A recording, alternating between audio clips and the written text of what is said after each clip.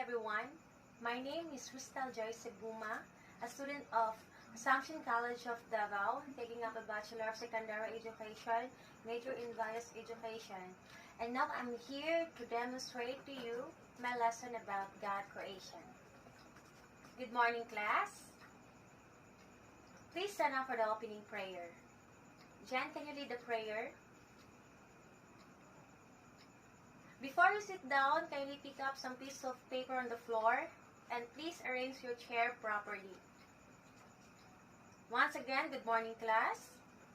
You may now take your seat. Is there any absent for today? There is none? Very good. Now, before we proceed to our lesson, first we will do some short activity. And this activity is called imaginary activity. So now, class, I would like you to close your eyes. Let us imagine that, what if we are in the garden? What can we see in the garden? Yes, there are grass in the garden. What else? Yes, of course, there are plants in the garden. What else? Yes, there are butterflies in the garden. Those things you've mentioned can be seen in the garden. So what if you are in the forest? What did you see in the forest? Yes, there are trees in the forest. What else? Of course, there are rivers in the forest. What else? Yes, there are birds in the forest. And those things you've mentioned can be seen in the forest. So how about you are in the zoo? What things you see in the zoo? Yes, animals. What kind of animals? Yes, zebras. What else? Yes, there are horses also. What else? Of course, there are monkeys also in the zoo. So those animals you've mentioned can be seen in the zoo. So now, what did you call those things that can you see in this garden, the forest, and the zoo? Yes, Kamei? Yes, those things are called living things. So who created living things? But before you answer that, class, I would like you first to watch a short story about the creation.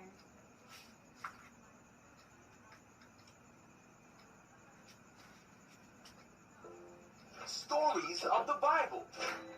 Creation. In the beginning, God created the heavens and the earth. The earth was empty, formless, and dark. But the Spirit of God was there. On the first day, God said, "Let there be light."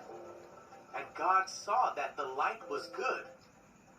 Then he separated the light from the darkness. God called the light day, and the darkness night. On the second day, God said, "Let there be a space to separate the waters of the heavens from the waters of the earth." God called the space sky. On the third day, God said, "Let the waters beneath the sky flow together into one place, so dry ground may appear." God called the dry ground land, and the waters seas. And God saw that it was good.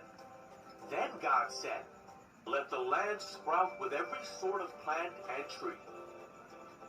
And God saw that it was good. On the fourth day, God said, "Let lights appear in the sky to separate the day from the night." God made two great lights, the sun for the day and the moon for the night.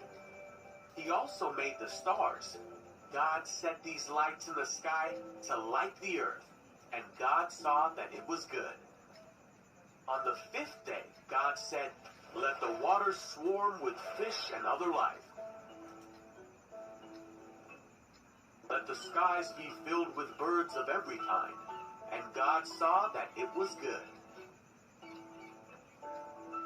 On the sixth day, God said, "Let the earth make every sort of animal." God made all sorts of wild animals, livestock and small animals, each able to have babies of the same kind. And God saw that it was good. Then God said, "Let us make man in our image, to be like us." So God created man in his own image. He formed man from the dust of the ground. He breathed the breath of life into man, and a man became alive. Then he saw that the man needed a helper. So God put man into a deep sleep, and while he slept, God took one of the man's ribs. Then God made a woman from the rib and brought her to the man. Hi. Then God blessed them and said, "Be fruitful and multiply. Fill the earth and rule over it. Rule over the fish in the sea, the birds in the sky, and all the animals that scurry along the ground." Then God said, "Look, I have given you every plant throughout the earth, and all the fruit trees for your food, and I have given you every green plant as food for all the animals." Then God looked over all he had made, and he saw that it was very good. So the creation of the heavens and the earth and everything in them was done. So on the seventh day, God rested from all his work, and God blessed the seventh day and said it was holy.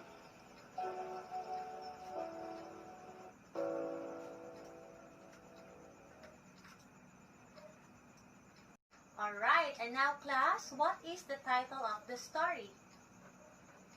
Yes, the title of the story is The Creation. So what is the story all about? Yes, the story is all about how God created heaven and earth and everything in it. So now, what is God created on the first day? Correct. God created the light and separated it into the darkness. And he called the light day and the darkness night. So on the second day, what is God created? Correct. God created the sky. On the third day, what is God created? Yes, correct. God created the land and the sea and of course the plants. So on the fourth day, what is God created? Correct. On the first day, God created the sun, the moon, and the star to light up the earth. So on the fifth day, what is God created? Correct. On the fifth day, God created the fish and the birds. So on the sixth day, what is God created? Correct.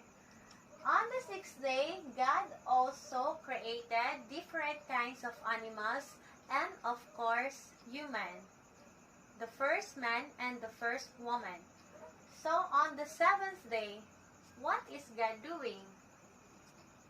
Yes, correct. On the seventh day, God blessed all his creation and rested. So, is God creation important? Yes, of course. Why is it important? Yes, because it is a gift from God to us, his creation. So what should we do to his creation? Yes, of course, we should take good care of his creation. And now, we will again do an activity, and I would like you to group into 5. So please count 1, 2, 3, 4, 5. 1, 2, 3, 4, 5. So the group 1 will be sit here, the group 2, group 3, group 4, and group 5. And now I will give you a picture, and each group will going to portray what is in the picture. And the other group will identify if the image they portray is the proper way of taking good care of the living things or not. So, group 1, please come here in front.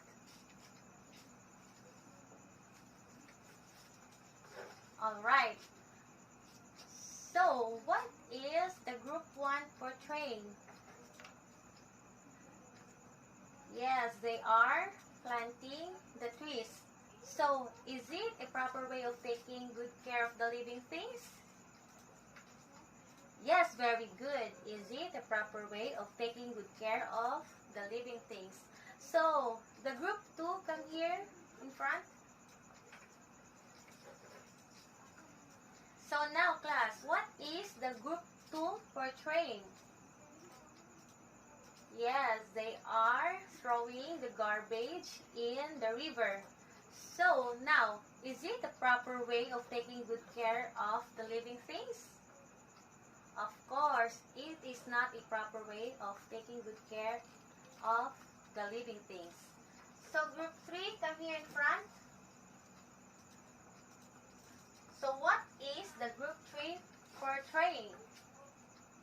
Yes, they are taking care of the animals. So is it the proper way of taking good care of the living things? Yes, of course, it is a proper way. So, group 4, please come here in front. So what is the group 4 portraying?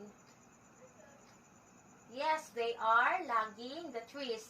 So it is the proper way of taking good care of the living things? Yes, of course, it is not a proper way of taking good care of the living things. So the last group, please come here in front. So what is the group 5 portraying? Correct, yes, they are portraying the coastal cleanup.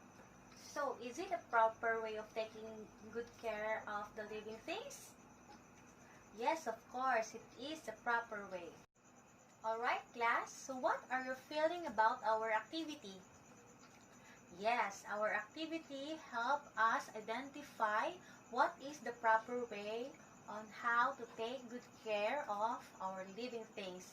So, who can give me what are the living things that God created? Yes? Correct. Anyone else? Yes? That is correct. So, who can give me the proper way on how to take good care of the living things? Yes? That's correct. Anyone else?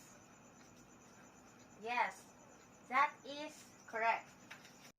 Alright, your assignment to be passed tomorrow is that on a band paper, you are going to draw yourself showing that you are taking a good care of the plants in your house, okay?